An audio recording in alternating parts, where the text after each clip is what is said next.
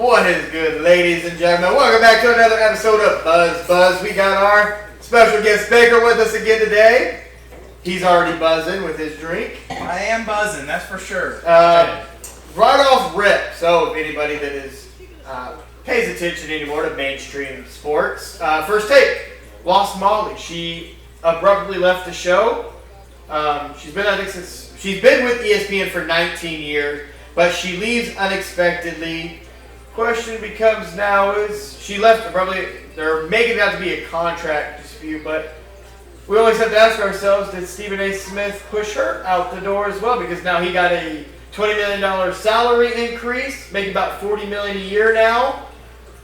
New shows, all that. So we have to ask ourselves, does she leave and have something to do with Stephen A. Smith? Potentially. I mean, nothing happens on First Take without Stephen A. Smith's knowledge. We can agree to that. He's even admitted. Yeah, like he's a director, and you'll address me as such as this and this. You won't talk to me as this, and if you that's what I'm saying. Like, you won't be on the show. It's all Stephen A. Smith. I have to say, like, you just don't lose someone like Molly who's been there, that long. Apparently, she was just growing a little too big for her britches, for Stephen A.'s liking. And that's Skip Bayless should have took some foreshadowing into how Stephen A. is, so he could have kept his show. Yeah, well, you're not wrong. Otherwise, he would still have his show. But so Stephen A. is now fully in charge of First Take. Unwatchable. And unwatchable. In my opinion, everybody that comes on there now is too afraid to really challenge him with outside of basketball. Well, when you look at everybody that does challenge him, where they've never been back on the show. I mean, my favorite First Take to watch, and I think Brandon agrees, this was Max Kellerman. That was my favorite First Take to watch, outside of the Shannon Sharp, but obviously we know the reasons why Shannon Sharp is not there no more. Well, Shannon Sharp was just intriguing because he brought his own, fresh perspective, but, when Max Kellerman was on First Take, me personally, was probably the best First Take that I had going because you got a broader perspective of other sports and a fresher take and a fresher look into football and basketball, and trying to tell somebody that knows their craft that you shouldn't be able to talk that sport and then pretty much going to cry and just kind of walk off. Yeah. That's crazy to me. That's just how small of a person, in my opinion, that you really can't sit there and listen to somebody's argument or somebody's perspective and then ask or debate them back and forth. You just want to well, you shouldn't be allowed to talk basketball no more. Max Kellerman, you shouldn't be allowed to talk football because of the whole Tom Brady. He's falling off a cliff and. But even think it's crazy when you look at First Take how it doesn't seem like that show is going to go ever anywhere. When you think about all the other sports shows that have been pulled because of ratings. I mean, you look at the ratings for First Take, they can't be great. No. But that show's not going anywhere because they're not going to pull it because Stephen A. Smith. Well, it's the only sports show they have. When you look at ESPN, you have Get Up. Yeah. Which is phenomenal, by the way. Chris Broussard, I think it's great with everything they have on there. So many different personalities. Yes. And then after that, they're like, hey, we got First Take. And then I'm just kind of don't care. But First Take is, what comes on after First Take? Nobody knows. But everybody knows Get Up. First Take, I can't remember the last time I was First Take's on. I'll click on that. Let me switch over and see. Let's talk about what Get Up has, or not Get Up, but the Fox has. Yeah. With the Chiefs guy. What's their show called? Are you talking about Travis Kelce and his brother? No, that's their podcast. But it's podcast. I can't remember it. There's other shows that come on that I'm I'd rather listen to their one-sided perspectives. Because you don't have to agree. You'd rather listen to, like you said, Travis and Kelsey's podcast versus First Take shit. It's just more. It's more raw. It's more of you're able to watch it and tune in versus First Take. Well, because with First Take, you have Undisputed. You have Breakfast Ball. And I think what I'm after is Undisputed, where they drop the banners. Yeah. That one that you have is pretty much Get Up or First Take, but you're not shunned because you have a far different view. I've just always felt that, and again, I'm not mad at Stephen A because this is, you work to get to where you are. I just feel like Stephen A's got way too much power inside ESPN. I mean, you're making what? You make more than some athletes make. But should any analyst ever make more than a pro athlete? I mean, he's damn near making $45 million a year. I think he's making like $40 million a year. I think on average is what he's making, and he's So- showing up now on. I think it's Yeah, he's got to Monday Google night? it. He's got to. Yeah, he's joining Monday night on ESPN. on select games. select games. I'm like, so like, should any like, and even like people that broad like announcers, should anybody ever actually make more? Because like Tom Brady's making what 10, 20 million, Tony Romo about 10 million. Should any announcer ever actually make a more than I think the like athlete? I think like 15 million is a good number. No. To a degree. Should any athlete make more than an announcer? You're announcing the game that we can visually fucking see. Someone that's going to talk about the game, you deserve something more than the pro athlete that actually fucking played it? No, Do they deserve to make more than that? Well, should the athlete make more or the announcer? Like The athlete should always make more. The former athlete. that No, is- no, I don't give a fuck if you're a former. If you're playing the sport, you should make more than the announcer and the people that are going to talk about you after the game. You should always make more than them. My body's on the line, whether you were a former athlete or not. I should always make more than you on network. I see your point there, but the argument can also be made that they're also like almost like the face and the voice of NFL when it comes to their presentation out in the real world, right? So like you got to think of how big of a brand NFL is, and these are their announcers announcing their games each and every week. So they're getting to be what America comes to know and everything like that. So that's where the money comes from in there. So I can see why they're making so much money. So should people that talk about the sport or the announcers make the millions, in your opinion, Baker? Well, it's definitely going to be the announcers because they're actually a part of the NFL, right? They're the Right. and so like, but with Stephen A, when it comes to ESPN, you got to look at how long he's been with the company and everything like that. How much he's helped either grow that company or now it looks like help him destroy that company because it seems like it's such a toxic workplace that no one. You can only say the political views have destroyed that show. Yeah, the political. I mean, views the have other destroyed person that you show, have is too. Pat McAfee. I love Pat. Yeah, and ESPN tries to censor Pat And McAfee, they can't. and They can't. try, and They yeah, can't. and they can't. They cannot censor him. His audience is too big. He's in too much. I just have problems with people on shows making more money than the athletes that are actually performing the feat. Whether you're, I feel like if you're, So what do you think the cap is? I feel like if you're a former athlete, A little your bit more? view is worth more because you actually were in that set. Like you listen to sport. Tony Romo But- talk, and you're but- like, yeah, we can. But he's in that small little spectrum where you don't hear from Tony Romo until football starts back up. You can't like unless you can Brandon Horizon like Shannon Sharp did. He was up Brandon Horizon being able to talk about golf, tennis, basketball, and still football. But that's a very rarity. Yes. There's no reason that I'm still talking about football come March and April. Like your opinion has no. What are we talking about? We're in the off season. Like, why do I? So even what talk should about? the average reporter make versus the athlete reporter? What do you think the That's your difference? minimum. Like so we're talking like about a mil. About a mil. That's what the veteran minimum is. What you sign.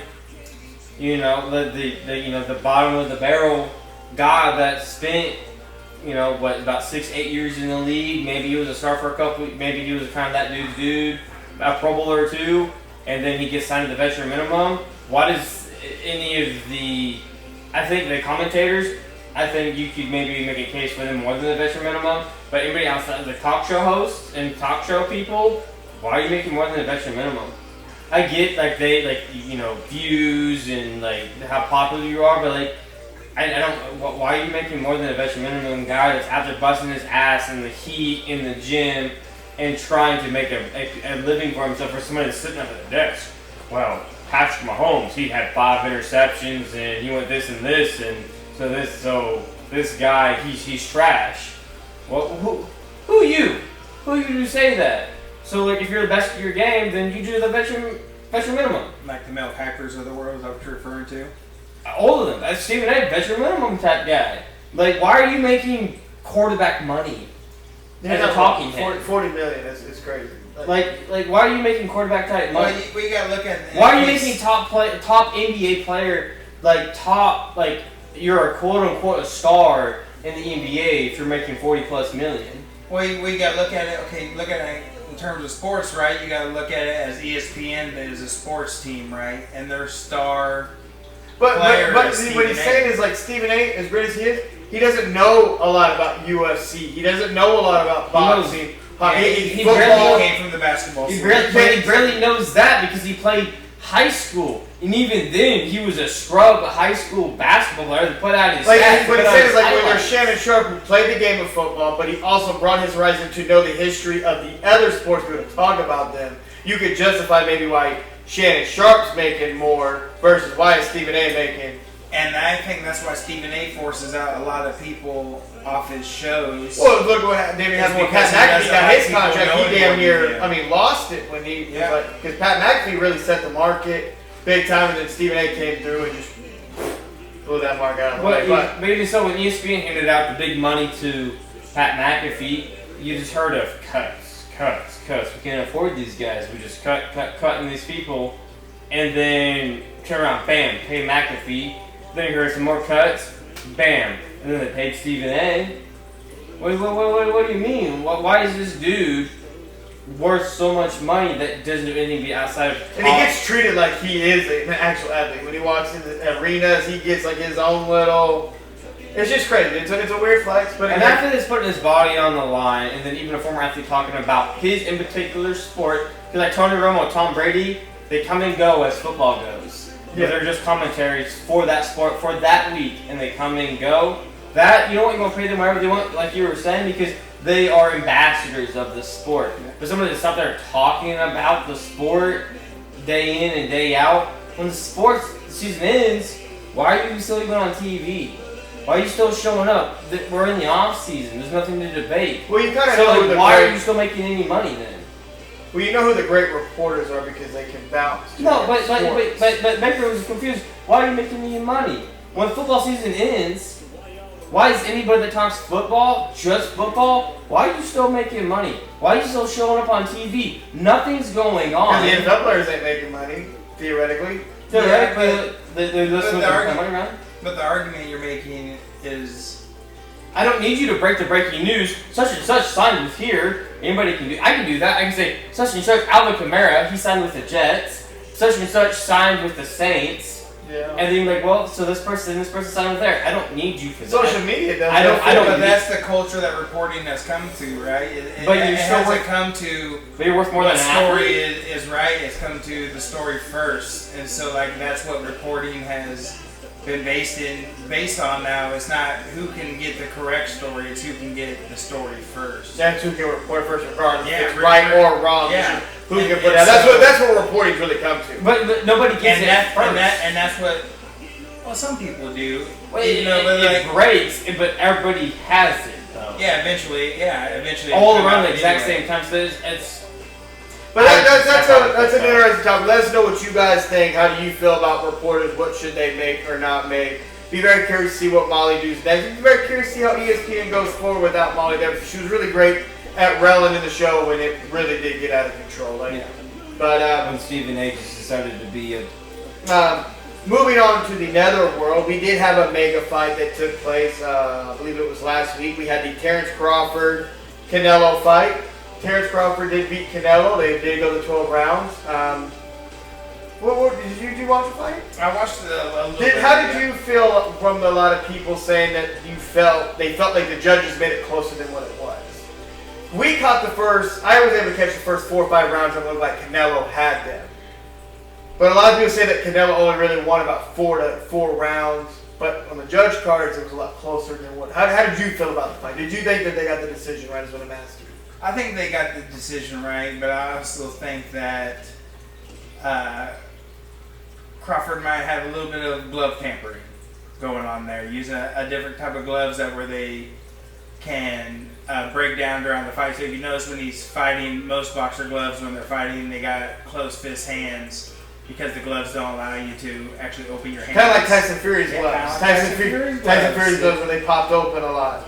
That's fair. It allows you to hit with more power. I do think Canelo won about 4 to 5 rounds, and it did get voted the right way. But there was definitely some funny business going on. Yeah, there was some funny business. I got a lot of questions. I think it was round 3, maybe round 4. I can't quite remember. But Canelo dropped him, and the ref saved him. Yeah. So I'm going to say, because I was wasn't able to watch the whole thing. I was trying to do the best I can while I was, us day to day, 9 to 5 guys, at night try to do their thing. And it came out that it looked like he dropped him, and to me it looked like he caught him and dropped him, and the ref looked like he kind of saved him there to me, where it didn't get counted as a knockdown. Yeah. Which in totality it wouldn't have mattered. He would have won it in totality on the card, but to me that was a little kind of weird. And then to drop a humongous name in the social media world, what we are in right now, is Aiden Ross had buku money On Canelo. to win. Got a weird ass He was phone like, call. hold up, I gotta take this phone call, So and came back and gotta switch my money To and I'm like, Crawford. That was weird. And that can get into the whole conversation that is all sports scripted, right? Like it. Well, because even Aaron Ross was like, I can't talk about it. We'll talk about it off the stream. I'm like, you're going to say that on stream. You know that's going to get clipped. And that's just going to circulate. Good or bad, however you want to take no, it. it's only can be bad. He had his money on Canelo, and then he switched his money. Like, you look at all the Jake Paul fights, right, and all the conversations about them being rigged, they and being are scripted, right, and then that gets into Considering we saw Tyson damn near kill his trainer. How much of boxing is scripted in general? Because that's an easy sport to. Considering there's been a lot in the history that people taking a dive in boxing, you're not necessarily wrong, but that's why, personally for me, for the Jake Paul brothers, not on the WWE side because it's all fake anyways. Yeah. But on the boxing side, that's why I have a problem with him paying people to fight him and making bro, I'll fight you too, go make me a millionaire. Well, it's more if I can whoop your ass in discrepancy in boxing, money. I'm I'll paying take the myself fall. more, paying you less. Still paying you a shit ton of money, but we're not equal. But how come Canelo was making 6 figures? He still won the fight, he lost. He he got paid, dog. 6 figures, and Got paid. and the other guy was made Now, 10, 20 million for the win. now, obviously, How does that one not that? yeah, you're not wrong. Obviously, I have to ask this question because this was another question that came up in boxing. Boxing is somewhat of a dying sport. The fact of Also, if you say Jake Paul is cheating in his fights, we can get sued. So we're just kidding. yeah, We're just kidding. You Yeah. can get sued for that? yeah, he's definitely came after. If you said, if anybody said that I'm rigging my fights, I'll sue you. Yeah. Bro, I got a 560 credit score. Come at me. I'm saying we're not saying you're Come at cheating, me, bro. but I'm saying it's a little sus. I'm not saying you're cheating. I'm saying it's scripted. Different. You're WWE. The winners are predetermined. He's putting on a show. Entertaining the people. Because I saw those Mike Tyson training videos leading up to that fight, and he didn't do one of those combos in that fight. Bullshit. Bullshit. But does that not deteriorate the value of boxing though? Well, seeing what he's 100%. doing. 100% it does. well, I also have to. That's I agree with that statement. But I also have to ask you this because this was a question that came up after the Canelo and Crawford fight. That a lot of the sports announcers that you don't like to get paid a lot of money, they were talking about. Yes. Did Floyd Mayweather ruin boxing by only the zero matter, never losing, being undefeated? Before Baker goes, I'm gonna say no. No, That's all I got. no. I'm going to say no, too, because not having a loss on your record doesn't mean anything. Because the argument against Floyd was, yeah, he fought all the great fighters, but he chose to fight all the great fighters when they were well past their prime. And Is that bad or good? Was it smart on it's smart on his mind, Well, but yeah, it was was it bad smart. for the sport? It was bad for the sport. Because now nobody wants to really fight each other when you're supposed to fight each other. And that's the thing with boxing too, right? There's too many belts. We got the different- Floyd and Manny Yeah. Pacquiao, but that was well past their goddamn Well prime. past. They should have fought And well. Manny Pacquiao was apparently so-called injured. We got to see Floyd and Canelo, but Canelo was a baby when they fought. But he was up and coming. He was up and coming, And but he could have got Floyd. But even the up and coming boxers that fought Floyd when he was still boxing, even the Irish MMA fighter Conor McGregor. Conor McGregor even said the Floyd was able to have, after like round 2 or 3, he changed up his stance. He was so well versed in the sport that he came at me one way, then he came at me a different way, and I wasn't prepared for that. 50-0 with counting as one of those 50 Conor McGregor. That doesn't count. Conor McGregor was an MMA fighter. You could almost say that McGregor won like the first 3 rounds, though. Yeah, and you can also say that Mayweather also just carried him through that entire fight, trying to make it as competitive as possible. Well, Conor McGregor did kill himself way too early. Yeah, well, I mean, you could have, because McGregor came from the MMA background, and McGregor was definitely a 1 through 2. But I'm getting you in the if I don't get you in the 3rd round, I'm fucked. Yeah, if it was an MMA fight, McGregor would have wiped the floor. I don't mean to get off of your boxing thing. No, I think Floyd did doesn't hurt boxing. It was very strategic when he took certain guys. It mattered to him. He didn't care about what mattered to because at that point in time he wanted to be undefeated, and he did. But for Floyd, there was a reason why his name was Floyd. When he could, but when Floyd became Floyd, money, Mayweather, he could dictate this. But I also think it doesn't matter. But what I wanted to touch on is the whole the MMA at the White House with Baker. Yes, we have that. So we have the 4th of July this coming year. We're going to have 4th of July at the White House on the Garden.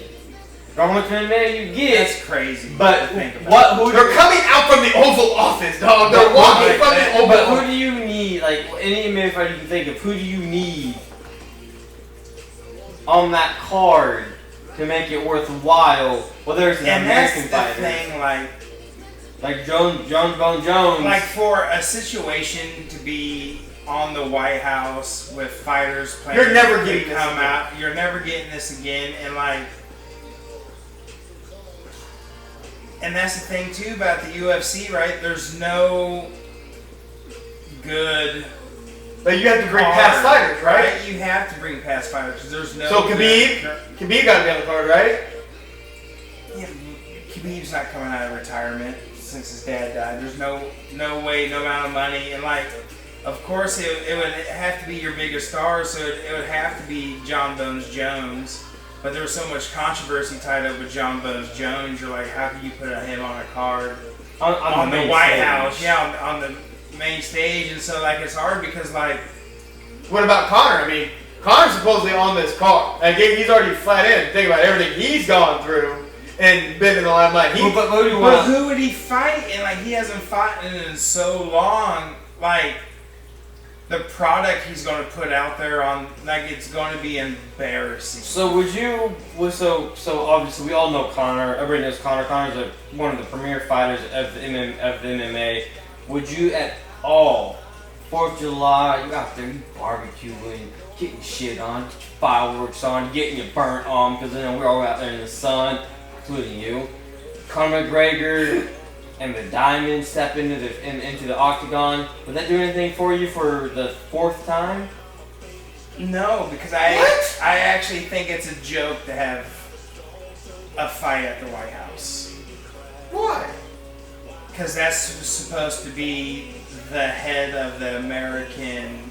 It gets no more American than that. And that's the thing. But McGregor's not American. McGregor's Irish. That's why you gotta have John Jones on that. You gotta have Dustin. And that's the thing when you look at the UFC fighter, all of the best UFC fighters in the world right now, unfortunately, have to be foreign, right? Because there's no money in the UFC. I mean, the best American fighter we got is Jones Bones Jones. Yeah. He's the top. He's on steroids and coke, right? America, baby. So let me get this right. You're not you're excited for it, but you don't think it should be taking place. I don't think it should be taking place on the White House lawn. I think that is a disgrace. Okay.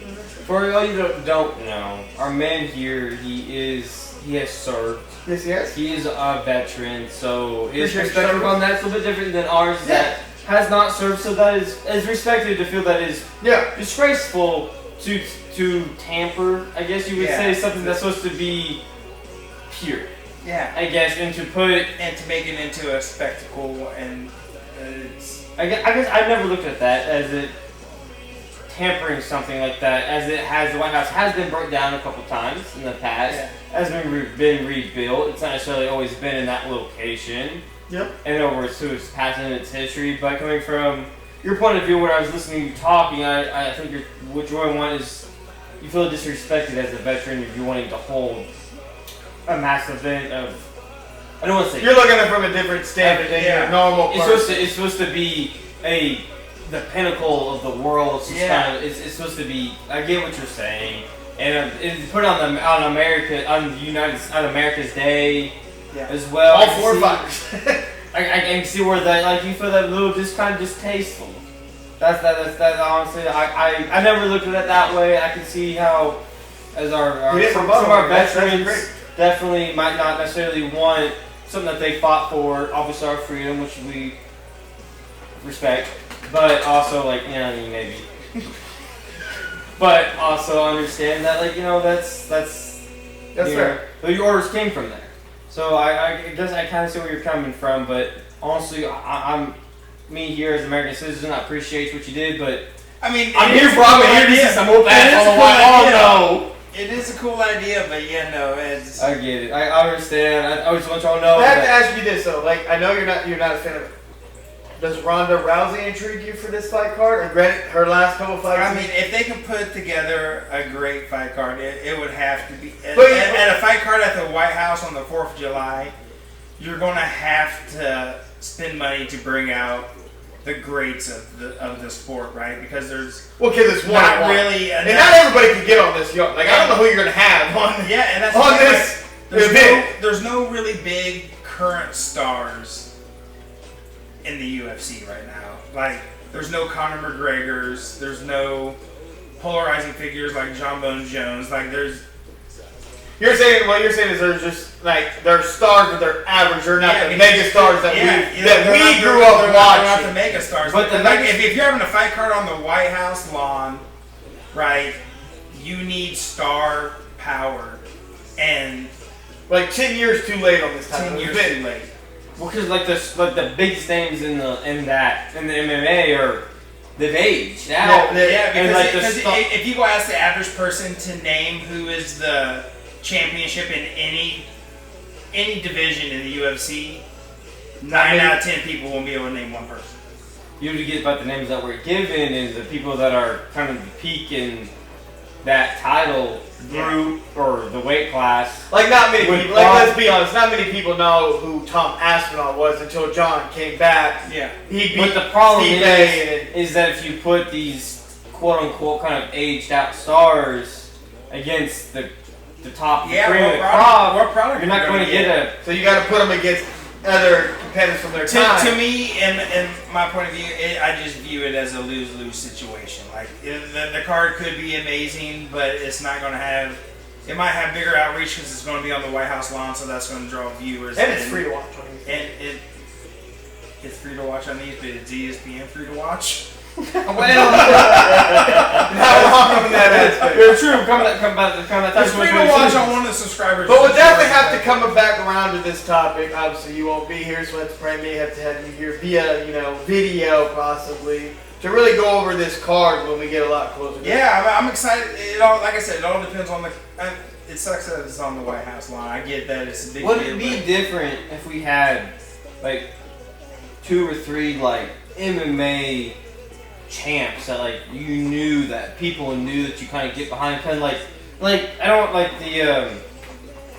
the Rocky movies. I hate kind of doing that, but like you had your champ going against Russia, like you had like your dudes an American going against the Russian or the Germans, like you knew who they were, like you could back them. Would that make you as a veteran feel a little bit different? You can kind of pump your chest out, like yeah, I'm kind of here for that. Like I'm here for this fight because I know Bone Jones is going against whoever. Yeah, but not on the White House. No, it wouldn't change you at all. No. Okay. I was just curious because honestly, for me, it makes me a little puffed up a little bit. Like honestly, because like I mean that does bring out my sense of pride, right? Like my sense of patriotism and stuff like that, but We only got. not making the White House a spectacle to the world. That's fair. That's fair. That's fair statement. Let us know what you guys think. Do you agree with our man Baker, or do you agree with our Hell, a brother different Brett? view. Hell, a different view, and I'm here for that It's stuff. a hell different view. Definitely didn't look at it from that point of view, and I grew up in the military, so I didn't look at it from that type of view. So I respect that. You suck. That's fair. Moving on, we got a little bit of switching sports here. We do have a little bit of WNBA news. If you do not know, the WNBA playoffs are taking place. We are pretty much done with the first round. Second round of the playoffs are getting ready to torn up. I do know that we got the Aces versus the Indiana Fever in the semifinals. I think the Minnesota, they've moved on. I think they're still waiting on two teams to finish up to get to them. But Paige Beckers was Rookie of the Year. It was announced. And then we had our first ever history-making co-defensive player of the year. That has been the biggest controversy that we got going on right now. I don't know if you'll ever get that ever again. Like, that's crazy. Co-defensive player of the year, Asia Wilson and Alan Smith. So we got a little bit of issues here, thinking that should be Cody for Player of the Year.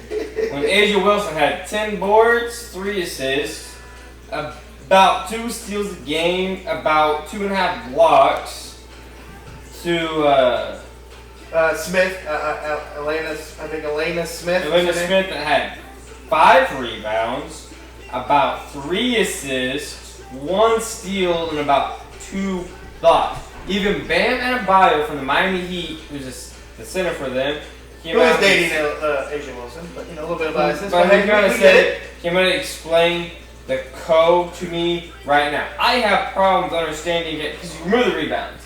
Because people can get rebounds. Yeah. Because we got me bounds out there, we got I rebounds, we rebounds. Remove the rebounds out of the equation because, like, if you're, positioned at that position to get rebounds, you're supposed to get the rebounds. But we got 2 steals to a steal. Yep. And we got about 2.5 to 3 blocks to about 1.5 to 2 blocks. Voter fatigue. We got blocks locking down, and at least the WNBA, and you want to talk about voter fatigue, at least they still got it semi-right. Yeah, this is Asia Wilson's 3rd Defensive Player of the Year award. This is Smith's 1st. This is a tough one to wrap your head around. This is very tough because when you look at the stats, if you watch the games, it's definitely tough not to see how Asia Wilson's not the clear-cut Defensive Player of the Year. And that's not disrespecting Smith. She had a great defensive year. She's from Australia. She is a defensive-minded player. She's not an offensive-minded player, defensive-minded plaer. But it's just shouldn't it be disrespecting her that she's in the equation for co? Because it's history, but Has this ever happened in the men's league? No, because this is only really. I think only the men's only been Rookie of the Year. Because Jacob, you're wrong. There should be no disrespect. The last time in the men's NBA, there's a co-anything should have been co-rookie with Carmelo Anthony and LeBron James. But we do have co-rookie of the years. This happened. But that should have been. We're talking about LeBron James and Carmelo Anthony. No, I agree. It's co-rookies. That stats were quite similar, and Carmelo's team did make better. Yeah, his teammates. But it had a little bit better teammates. But we're not talking about that. But that's something that could have, should have, would have, probably should have been in the NBA that we haven't had in a very long time. Because to me personally, the NBA ain't giving out no co-defensive player of the year. They ain't giving out no co-MVP. Because there's not. There's not. It's clear-cut favorites, but in the WNBA, you have a clear-cut favorites. This just came to show you that the voter fatigue that you can't stand. Even in the WNBA. This is fucking real. Like, it shouldn't even belong. She didn't belong in the same conversation. No. She's in her own conversation in the WNBA, and the voter fatigue still hitting the WNBA is crazy. It's a disgrace to her in her future. Because Asia Wilson is clear cut the best. You take her full stats offensively and defensively. It's a disgrace to her in that. When you talk about rebounds, might as well put me bounds and Grease in it then. You're not right. And her blocks. And this is the problem that Brandon and I have always agreed with. And I think you get on board with this. Is who the fuck is voting for this? Like, why do you hide the voters so much? Like, how do you feel about that? How do you feel about when you see an NFL, MLB, basketball, college, How many Heisman? times can you really say that the voters got it right? That can be argued Everywhere, in right? every sport. And But how come there's no names? Like, you see, like, for instance, in the NFL, because I know you love your football. Josh Allen and Lamar won the NFL MVP. Last year. Obviously. Who would you give it to? Because it was between them two. I'm sorry I couldn't give you nobody else, because that was between them two. It was the same thing the previous year yeah, it before. would have been Josh Allen. Okay, so you would give it to Josh Allen. So, wouldn't you not like to see the list of names that voted? I See, definitely and know their think you should- accolades? I definitely think you should see the list. And like, And what is the actual But I can criteria see that why you're you- voting on? Like, what is the, like, what do you know? that's the thing. I think a lot of it all comes down to personal perspective about whoever's voting for that person. And there's so many things in this world now that people consider, like we had a little conversation earlier about the GOAT, right? And like what considers the GOAT and like how different perspectives are changed by everything from, are they more stat orientated or are they culture orientated? Team oriented. Team orientated, and it's just. Well, it goes back to like, But the fact that there should never be a co-award for a single. so you're saying no co-award, like No it should be a clear cut. So- It should be a clear cut. But so the question I'm asking you though, Baker, is we made it very clear. Do we need to know, like, because like, should any of us be able to vote for somebody to win an award, or should you have certain accolades and certain achievements to vote to say like, yes, this person is the best defensive player in this league, that he's the most valuable player, the most offensive worthy player. And in said league. I don't know how they choose who decides the voting. Do you know how they choose? no, No I idea. just know you get a certain like. But because like, so like, as my partner over here likes the mittens, LeBron James, he would have swept the whole thing, but he didn't get Defensive Player of the Year. But he was first team All Defensive Player, but Marc Gasol won Defensive Player of the Year, was second team. Well, that's weird. But the Boston Celtics Globe voted him second team. They didn't give him the vote. They gave Marc Gasol, which is what gave Marc Gasol the Defensive Player of the Because he Year, didn't want which would have LeBron. given LeBron James a whole sweep of Finals, Finals MVP, MVP, and MVP of the league, and Defensive Player of the Year. He would have Don't won forget it the all. Olympic You're right. too. And you Olympic see, gold medals as well. and I think that's wrong because like. You put your biasness When in. you put your bias in, that's exactly what I was saying. You put your bias in it, and like seeing these stats, when you see that she doubled pretty much the stats of the next person, how's it even when you can clearly tell just by looking at the numbers, one person was almost double better than the next person. It's almost kind of like you should be able to allow to vote more than, like, you should have a term almost. Yeah. Because you get tired of, like, Joker, for instance. He should be like in the NBA, should be like a 4, It should 5 be. times MVP, but like, I'm just kind of tired of voting for Joker. He's the best in the league, but like SGA, he kind of looked cool. Joel, he really kind of cried one year, so I guess I'll give Tatum it to tried it, didn't work. I give it to what Tatum's ass, but Joel cried enough. He was okay. I guess I'll give it to the 76ers, Joel Embiid. Should be like, we need maybe some turnover there, Yeah. and really expose these. Wait, we've been the talking voters. about this. This has been a conversation that's not just been stirred up by your people that have your podcast and talk sport. Been coming out there a little bit too from the players. Like, who's voting for this? Like, who's out here? Like, are you watching these games? Are you paying attention to what I'm doing out here? Like, I just think you need to be putting out who's voting for it. And again, I mean, she got Defensive Player of the Year. They're going to announce the MVP September 21st. I mean, she should be in the MVP conversation. She damn near averaged 30 points this year. So I would be the MVP, presumptually, AJ Wilson, right? Yeah. AJ Wilson is going to be the pronounced probably MVP again. Again. And but you're going to be a co-defensive player of the year award winner. It just, like I said, by them doing this, it showed to the people that don't want to believe that there is voter fatigue, that voter fatigue is a real thing. Yeah. Real thing. It's a real thing. But let us know how you guys feel. It's a weird, in terms of Brandon, this is a weird flex by the WNBA to do a co-defensive player of the year. But congratulations to both. They're both getting. So who takes home the trophy? Who gets You the got trophy? split in 6 months of the year. He's got a block. Honestly, like, each other out. Whoever wins. Shit, dude. There's scoring on there. Hey, Dana White, there's a card for your White House. I mean, Who gets to take the trophy home? you know. Oh, shit. I like that. Now, let's get into the main topic of our podcast here. No disrespect to the other sports, but it's football season. We all know that. Before we get into the NFL, we have to talk about college football. 2 head coaches have been fired in college football. The UCLA coach and the Virginia Tech head coach were fired after starting 0-3.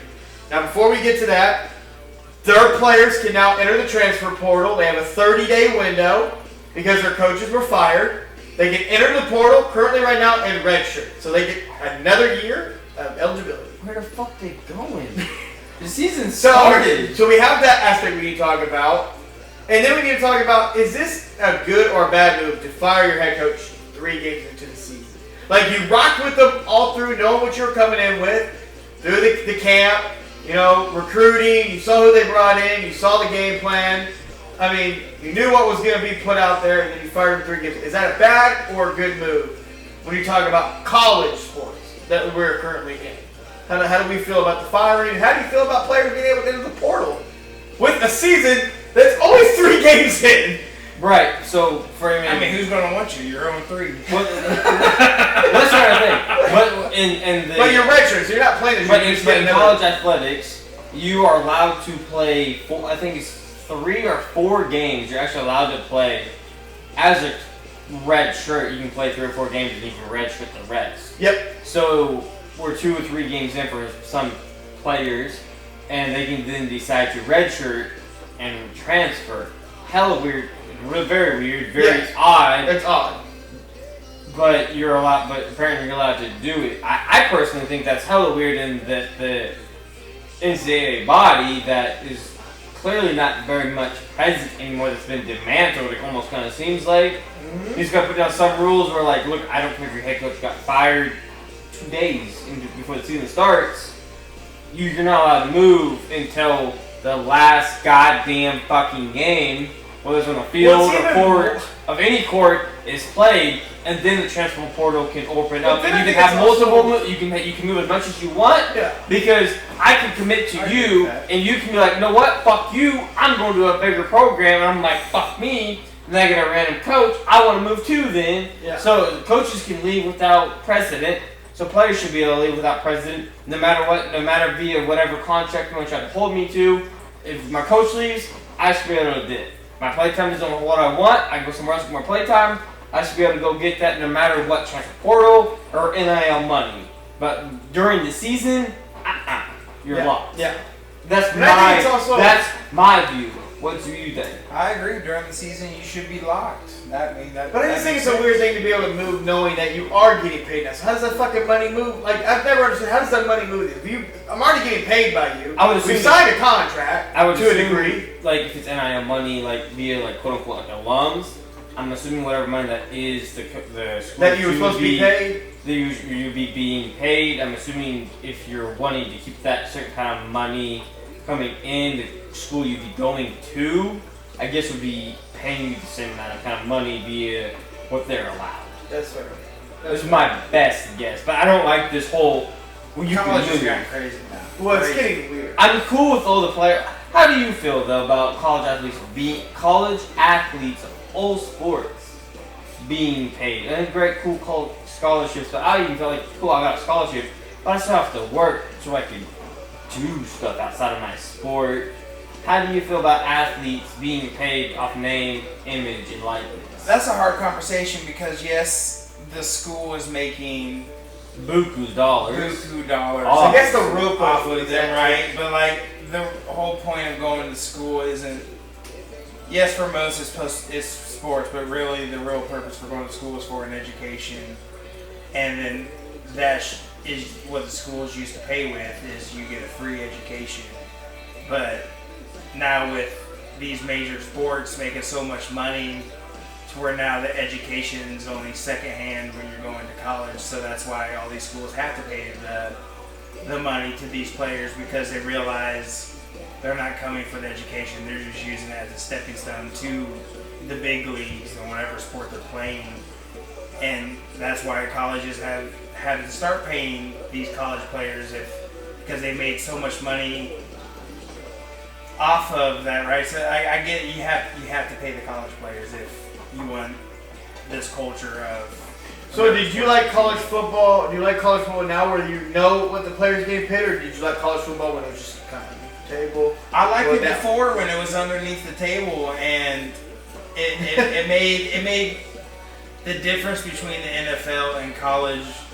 Always used to be that NFL players play the sport for the money, whereas college players play for the love of the for the love of the game, right? Yes. To a degree, yes. Because it was all under the table, right? And that was like the big difference. And like, I'm not saying that NFL players don't play for the love of the game, but like obviously the money, the money now is still because not only have you've yes, because the most college athlete now is just chasing the bag. But have you not seen countless NFL players who have secured the bag become absolute trash after securing the bag? Baker just thinking wrong. I think if I come and play for William Baker University, and you're making, I think I'm going to dox me for my earlier comments, thanks. and you're making $5 million off me because I'm just that dude, and like you're like, I'll give you a full ride. I'm like, cool. So my schooling's paid. How the fuck am I supposed to eat when I'm putting in 2-a-days? I'm hitting the gym. I'm hitting school. But that's the commitment. No. Let me speak. But like, you're making $5 million off me per year. I'm a freshman. I'm not really seeing no field, but you're making $5 million off me because that's what I'm bringing. I'm bringing $5 million, but I'm keeping my grades up to par because I guess what I gotta do. I'm hitting 2-a-days. I'm hitting the gym. I still would like to have some kind of life. People coming to me, somebody with me, hey, I'll give you 20 G's. You show up for like 5 hours, and you sign autographs. And I'm like, I can't do that because like I'll get in trouble because like I'm not allowed to make money off of who I am. No, you should definitely be able to make money. At that But point, is that someone's not? offering money. But is that not what NIL money is then? Is making money off of what I am? Because you're making money as a college program and building these gigantic campuses and programs and stadiums off of my back. They definitely should be able to do that. So I should be able to get just a little percentage because the percentage of athletes that actually go pro is very limited. Very little. And I think that's why you see a lot of guys hopping around. So I should be able. So I disagree with you saying that people shouldn't be able to make as much money as possible in college. Now I think there should be a limit. Yeah. Like, you shouldn't be able to be like a 7-year senior. Well, like that dude we saw a couple years ago that was in college like damn near 9 fucking There's years. somebody out there right now That trying to get 401k paid. in the You league. see what happened. If Arch Manning chose to get drafted a couple of years ago, he would have had probably a better outlook on life than he does now. Well, Archie's now just a junior though. Yeah, but But you gotta realize in football you can't just leave it out there. You gotta be free. You gotta be free. but he would have been better But I'm playing not 1 year talking than sitting on the bench for 2. I'm not talking about Archie though. I'm saying that as you as a program, you're making buku dollars off me. And I just want a couple G's so I can live as a student comfortably where I don't have to go and work and flip burgers just so I can have a little bit of living. Well, technically, as a college athlete, you couldn't work. Back then, you couldn't work. You couldn't have a job. But you really couldn't though because You only got I think they only gave you like $200 to $300 to live off of, which is tough to live off of. even that sounds like I'm giving you money to live off of, which you're not allowed to do. Technically, yes. Not even technically, you're not allowed to. Yeah, School's not allowed to give me money. No, you're right, and they should be able to. If you're making buku dollars off of me, and if somebody else comes up and says, "Hey, you want to spend 8 hours of your day signing autographs and make 20 the G's?" American dream right there. There's no reason why the college should be able to stop somebody from profiting off of themselves while they're in school. But I do think a lot of these young athletes, and we can use Nico. I don't know his last name. He is an example. He was making about $5 million at Tennessee. Wanted more money. They were like, no. He left. went to UCLA and lost a shit ton of money, and now he's trying to hit the portal again. I still disagree. If me myself wants to bet on me, same way as a pro can bet on me, I still bet on me. But you have to live with the consequences. But if I sign a contract saying I can't leave, then I can't leave. But it's not in the contract. Yes. It's not signed. But I feel like if programs can make money off me, buku's I'm not saying I agree. I think the college athletes should be able to make money. All right. But I just think sometimes I'm glad we're able to transform you and explore your knowledge, and now you're on our side, and I appreciate it. Baker, glad we're finally on the same page. we agreed on something here, boys. That's right. That's phenomenal. Well, we don't really agree with But how do we feel about coaches being fired this early into the season? Is this a good? It should do you never like happen, this? but I understand why it happens because you got to get. But if you're already 0-3 and you bring somebody else, how much better is it really going to get? You're still going to be with the same team, probably with less of a team, especially if your guys hit the portal. At that point, they're not looking at improving the season. They're looking at getting a coach in there who's going to be able to start recruiting, because you got to look at college, right? They're recruiting 24/7, 365, and so they got to get somebody in there who's going to start recruiting for the next year. That year's already, if they fire their coach after 3 games, they already acknowledge that year is a complete loss. They already knew they were moving on, but they Yeah. couldn't quite move on quite yet because maybe some kind of clause or something. Yeah. All right. So Well, I want to go back real quick before we move on. You said like college football is always recruiting. With NIL, all sports are always recruiting, but football is a little bit. Well, college sports. All sports are recruiting year round. Yes, but with the transfer portal now, has that hindered the high school senior that's trying to make it to the top? Because of the transfer portal, I don't need you. I can go get the sophomore, the junior that enter the portal that I know what I'm getting. Has that hurt that aspect of the recruiting process? I don't think it's hurt it at all. Unless you're going to these big ass prep schools like IMG and shit like that, like you clearly.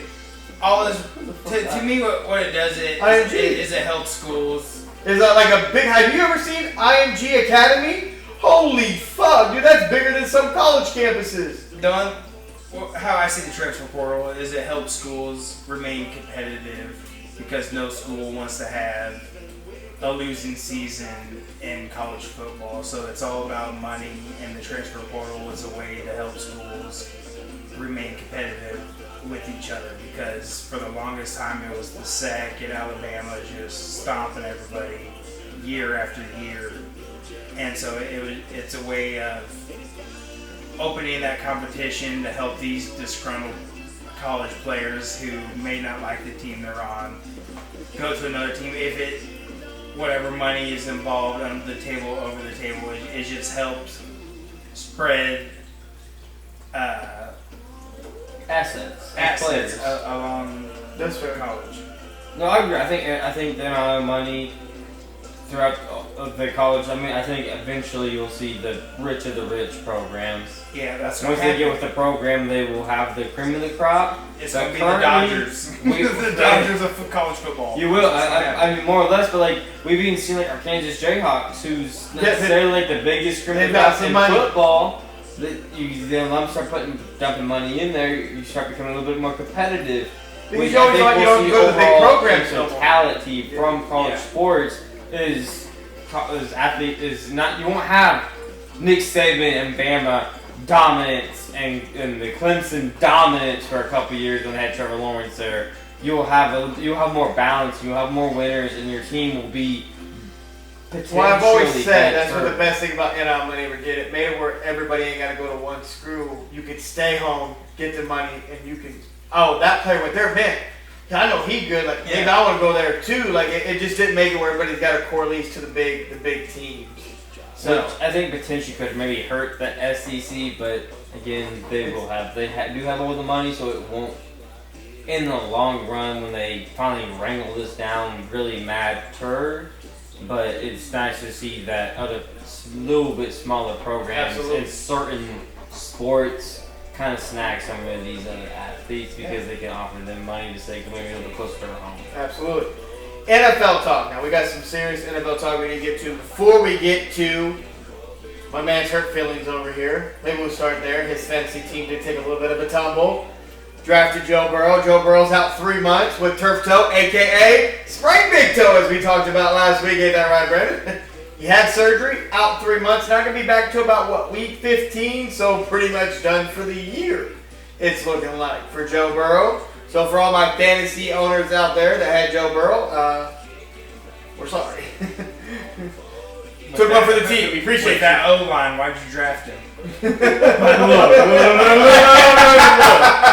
As over here, I thought I was going to pair Jamar Chase and Joe Burrow together. But you didn't talk about his O-line, right? Oh, well, his O-line just sucks. That's why he get hurt. Yes, what it is. How come his backup don't get hurt? That's a fair song. That's to both of you. How come his backup don't get hurt, but he's the one that gets hurt? Sacked over 200 times the past year and a half. He's just getting in the game. But they're in the game. They're taking the same hits. They're moving around. They're calling the same plays because you got Jamar Chase, Higgins on the outside. I need the ball. Gimme. They got no running game. I'm not gonna lie. That's a great point, though. Why don't the backups get hurt? How come the backups make it through the full season when he gets out? So they got Browning. He's already stepped in. Poor Joe, 2 years ago, never got hurt, took licks, took the exact same amount of hits you would take to play that Joe Burrow doesn't have great durability. It unfortunately doesn't have. Is Joe Burrow just fragile? Do you like that people are trying to call Joe Burrow this generation's Andrew Luck? Because I don't like that narrative because Andrew Luck really didn't have any weapons like Joe Burrow did. Joe Burrow's got Chase Higgins. Andrew Luck had T.Y. Hill. That's all he had. They're not talking about weapons. They're talking about sacks and how Andrew Luck was the most sacked quarterback when he was in the league and how he took some ridiculous over. I think he was like 176. Joe Burrow took 201. Yeah, that's what the stat I was looking for. And so that's what they're talking about is how he's a young quarterback in the league who has already been sacked more times than the average quarterback gets sacked in the league and how his injuries are starting to pile up because of these sacks. And so that's what they're talking about. Is he going to retire earlier in his career like Andrew Luck because of the amount of damage that he's already taken in his career? And he has to start looking forward on what the life looks like after the NFL, right? Because if he's already having all these injuries year after year. He's had some serious knee. I mean, he's had the ACL, the MCL. He's got that wrist injury that's he's never going to be the same. Like, obviously, that one never heals properly. Now you're looking at, the ligament in the big toe. Well, Joe Burrow has missed in 2020. So Joe Burrow's missed 3 seasons. ACL and MCL of his rookie year, the wrist, and now because turf toe, which is what we let y'all know, is now, as our guy here knows, is just sprained big toe. A sprained big toe that he's require surgery to knock him out for 3 months, which is pretty much the season of the NFL, so it won't much matter. So he'll miss another 3rd season for the Bengals. Should they move on, though? Should the Bengals move on to Joe Burrow? You got some talent out there. You got some talent on the wide receiver. You need to... They don't have to move on through the draft because, I'm not saying go get a QB, but should you move off of Joe Burrow, get some draft capital, and just It's definitely a question that comes up in Cincy, right? Is it a question for the organization, or should it be a question for Joe Burrow? No, organization. No, it's 100% a question for the organization, and it's a question that they are asking because they've seen over the past 4 years, Joe Burrow's pretty much been hurt for 2.5 of them, and he's looking like he's going to miss this season, pretty much the whole season.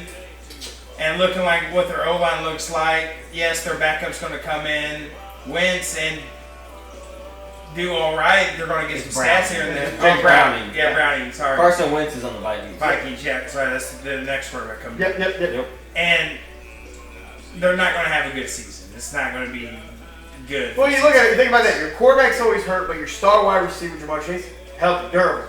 I don't even think Jamar Chase has missed a game. T. Higgins obviously missed a lot. He's missing games. But he's a beast. But he's durable enough. T. Higgins, last year, but he's durable enough. But no, they're definitely looking at how can we move on from. And that's what sucks too, because he just got a contract extension too, like 2 years ago. That money's gonna literally. Jamar Chase and Higgins got paid last year. The last offseason, Jamar got paid, and that's my problem. And I'm glad you said that is an organization decision to make. Not a Joe Burrow decision to make, because Joe Burrow asked for the roster that he had. He asked not to have no defense. Joe Burrow asked not to have an offensive line. He asked to have 2 studs. But we also have out to there. take into account the organization tried to rebuild this offensive line And they failed, but he still asked. Yeah, no, to have 2 studs. I respect. So it's on Joe Burrow because the Bengals' whole fucking thing, they have a diamond. Joe Burrow is a stud of stud with talent. I don't know what he is without talent. Never seen it. Don't know. In college, don't know. Had studs. Can't tell you LSU, studs. In the pros, college First year, didn't look got great. knocked out as a rookie. Don't know. Second year, stud.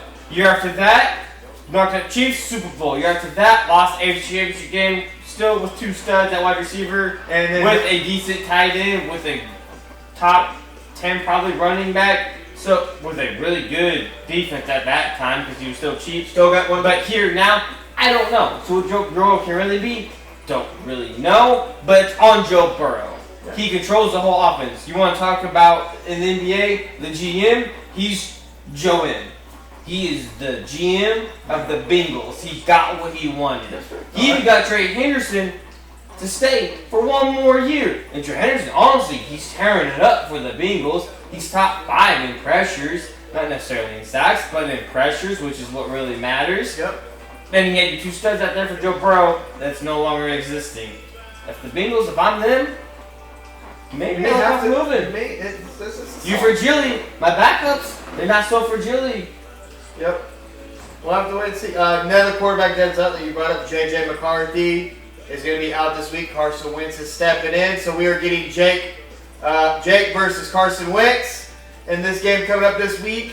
Backup quarterbacks going head-to-head, Justin Jefferson, Jamar Chase. So the question becomes, like, whoever has the better stats, if Justin Jefferson and Jamar Chase, that's the number 1 wide receiver, right? Whoever gets better stats this week with their backup quarterback. I got Jefferson and Kansas. I'm going Jefferson.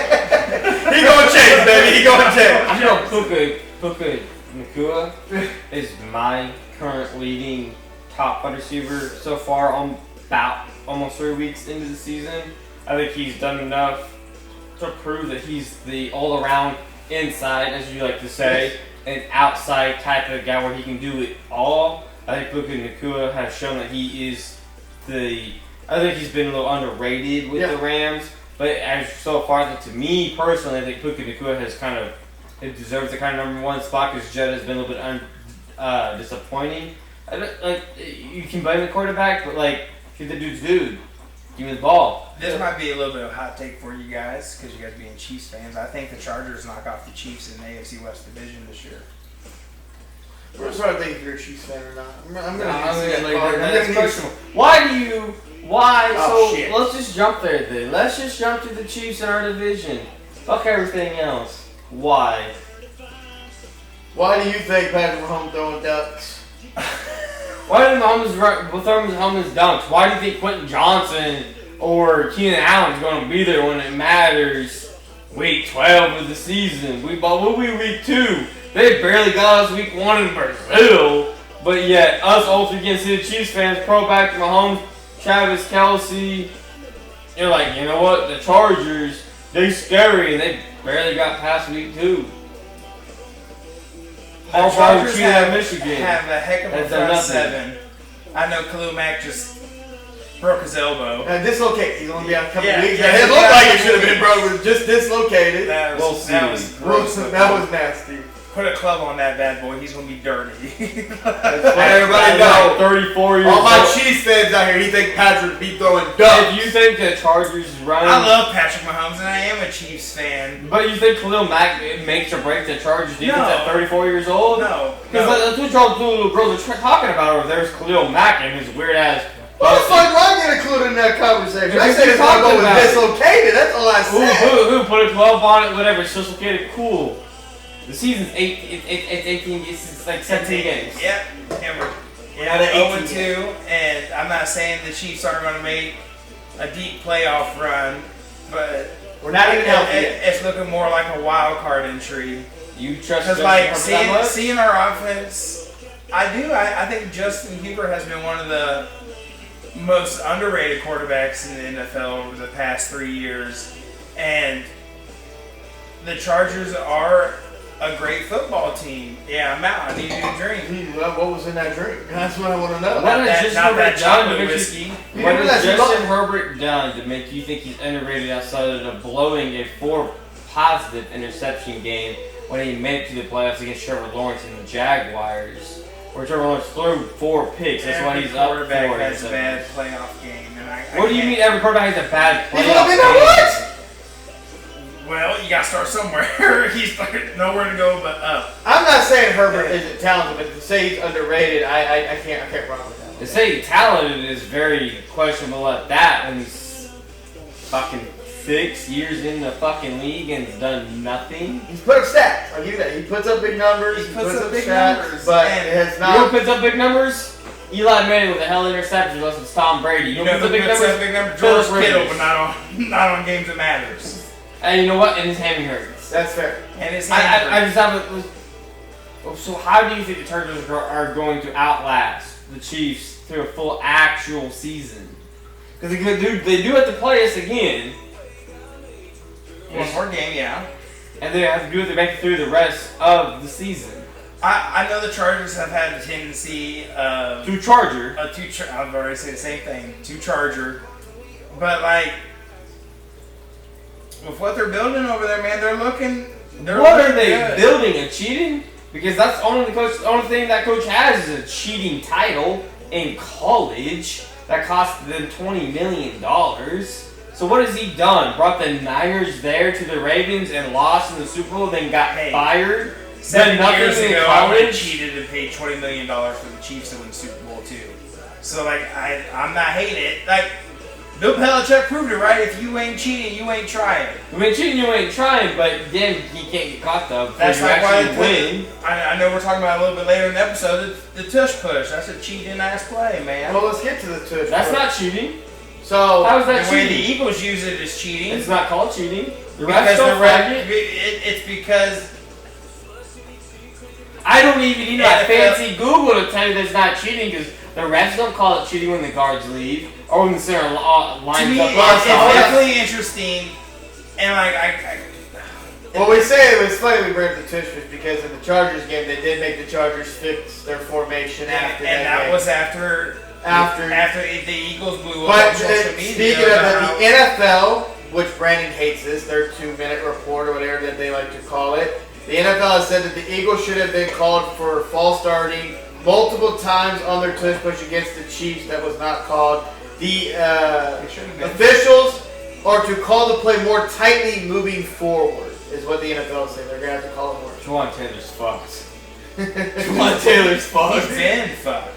Bro, he uber fucked. If the NFL's going to call the lining up of offensive linemen a little bit closer, Juwan Taylor fucked, dog. Lane Johnson's fucked. No, he's actually going to be better because he likes to line up like 10 yards off the line of scrimmage. No, it's not Taylor's. But I guess we have to ask, is this the last year of the tush push, or are they going to revisit this next year and be gone? It's banned. It's too ugly. Nobody likes to see it. And now we're really zooming in on the old line, jumping. The center is hella like late on the snap. Dude, no, the center, but the ball's in his fucking dick, and he's snapping it. When they showed that replay and how the Eagles, the who's? Sorry, the who's? A little too much drinking. How the Eagles offensive linemen, how the offensive linemen were already touching the Chiefs defensive linemen before they snapped the ball. That's what killed the touchdown.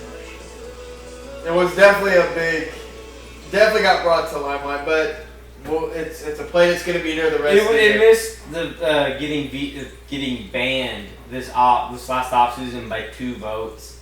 I don't foresee it making past this season, especially with everything that's going on with it. Well, especially if they go to line it up. I'd be very curious to see how they line up when the Eagles go to run it again if the officiating changes. Ball need to flag the shit out of it. Like that shit's so ugly. You not quote your wife, but it's the push you took. Yeah, that's what because I want to push across the line. But that's the tush push. We do need to talk about another issue that's going on in football. It may not be an issue to you guys, but it's an issue coming from other owners. People have a problem with Tom Brady Tom Brady's now becoming a problem to other owners. Obviously, he's a minority owner with the Las Vegas Raiders, and he's a broadcaster. Is that becoming an issue? Do you think that's an issue? 1,000%. 1,000%. Okay. Tom Brady should not be allowed in these stadiums, getting background access with all these teams, being in the coaching booth of the Raiders, and then going out and broadcasting for them. Now, before you answer, Antonio Pierce, former Raiders head coach, did come out and say that he, when Tom Brady would go to some of these meetings, would give them certain information. Take that with what you please. Don't know if it's factual or not. It's coming from Antonio Pierce. You can say what you want about Antonio Pierce, but those were words from his mouth. So I can only speak on. But speak on. I'm just saying, was it Belichick cheating or was it Brady cheating? Because looking at this is a whole new form of cheating. I think, well, you talk about the Patriots days, they both were cheating. Of course. Because Tom Brady told the dude that had the cell phone, get rid of it. So put it in a fucking blender. I don't know what happened. Like, no, they both kids will be kids. They both were cheating, but this incident we're at right now, if your organization is not coherent enough, intelligent enough, or whatever words you want to take, that Tom Brady's allowed to sit in. Well, remember, he was not allowed to sit in them last year. Right, that's they granted fine. access this year. But if you're not intelligent enough to give up nothing to the broadcast that they don't need, that's fair. Then that's fair. The organization. Then why do you need to be down there? But it's not the broadcast. It's with that broadcast press badge. He's allowed to get into entry in areas that he normally wouldn't be allowed. I'm glad you bring that up. Because what actually has been happening this year is that when they go on the road, teams are bringing in their quarterbacks, their OC, their GM, and instead of him asking questions, they're asking him questions.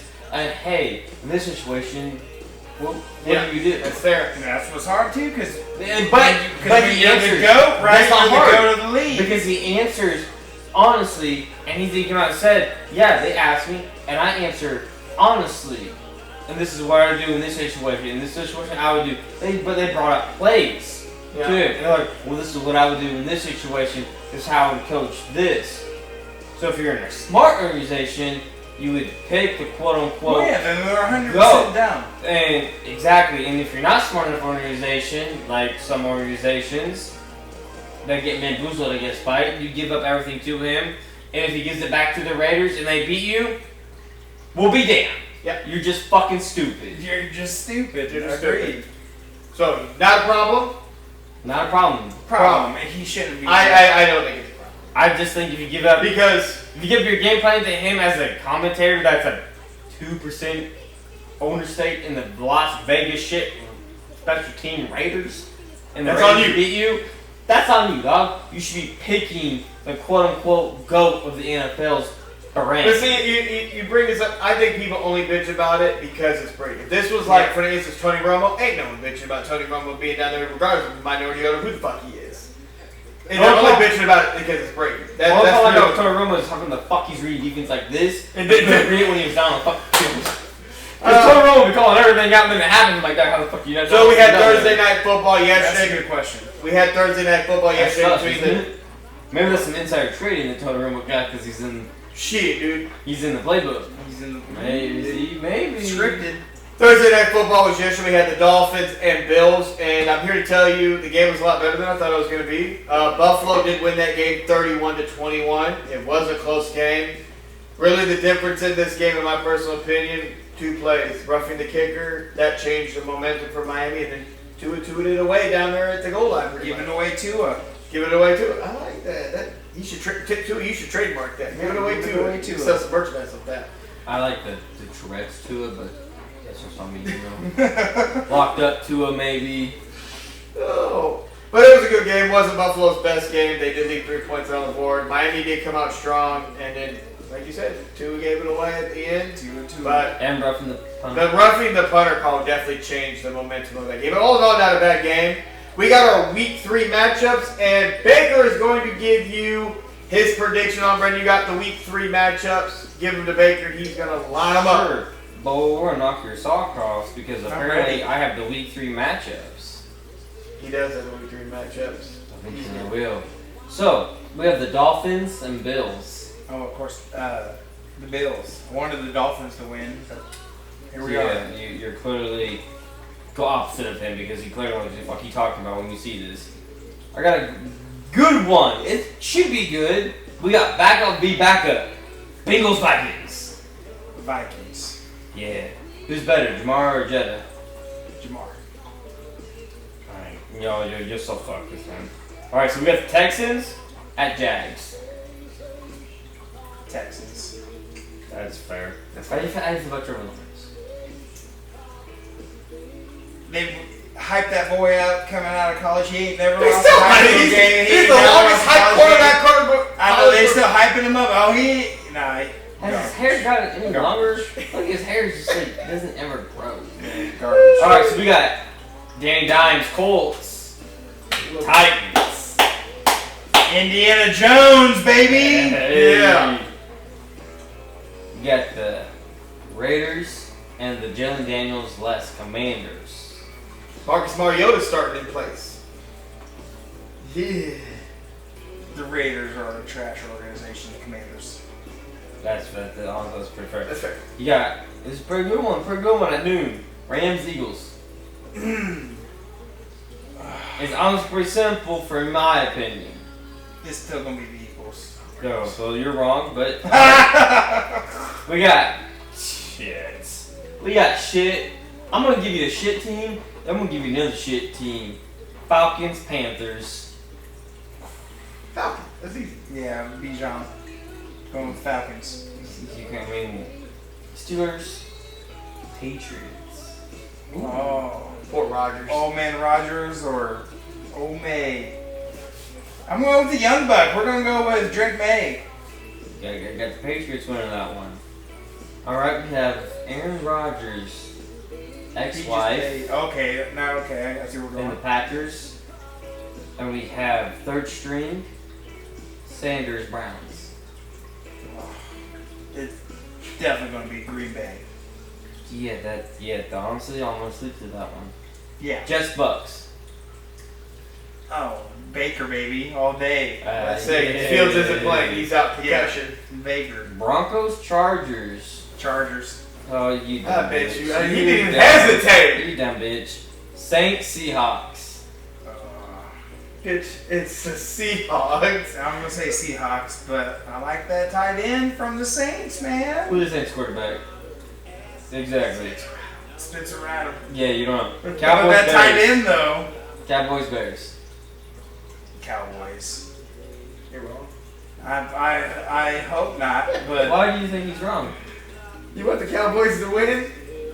I don't want if the I have Cowboys to bet to win, I if just- I had to bet my own money, I'm not going to say Caleb Paint-Nail Williams is going to win. Cardinals, Niners, and we still missing your boy George Kittle, and Brock Purdy is still out. well, definitely the Cardinals. All right, then we got your Monday night game is Lions and Ravens. This is gonna be good. This is tough. Me, I'm saying Lions because I got their whole offense. So we get the fantasy. It all depends on if the Ravens are going to give I don't know if Derrick Henry Derrick can Henry get the ball. Like, Can he? Is he easy to tackle this game or not? I don't know. yeah, is he King Henry or is he Derrick Henry? I'm still going to go with the Lions. On the road, huh? On the road, I like what the Lions are doing. And then we got our Kansas City Chiefs versus the Giants and Scabino.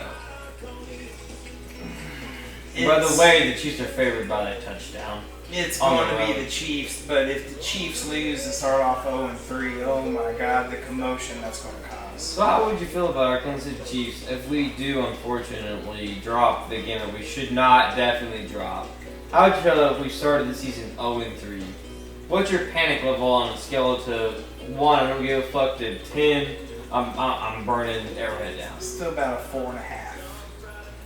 Because with this Chiefs team and knowing that we're out our number 1 and number 2 wide receiver again, and knowing once they come back and like just having faith in Patrick Mahomes, like it doesn't matter if we limp into the playoffs, no one wants to face the Chiefs. Yeah, you don't want Patrick coming into your You don't season. want Like, Patrick. if we go 0-3, my panic isn't going to be overly high. It's going to suck, and everyone's going to be, clowning and laughing about it. So, but Yeah, I wish I had Chiefs y'all. are still the team to beat. I just start 0-3. but I guess it would My depend. heart rate's up a little too low. It will definitely depend on how, if we lost the game. Like, we went in there and just absolutely just let Russ cook. I'm going to have my anxiety level is going to be a little bit higher. But those are Baker's picks. Let us know what you think of them, and we'll see you guys next week.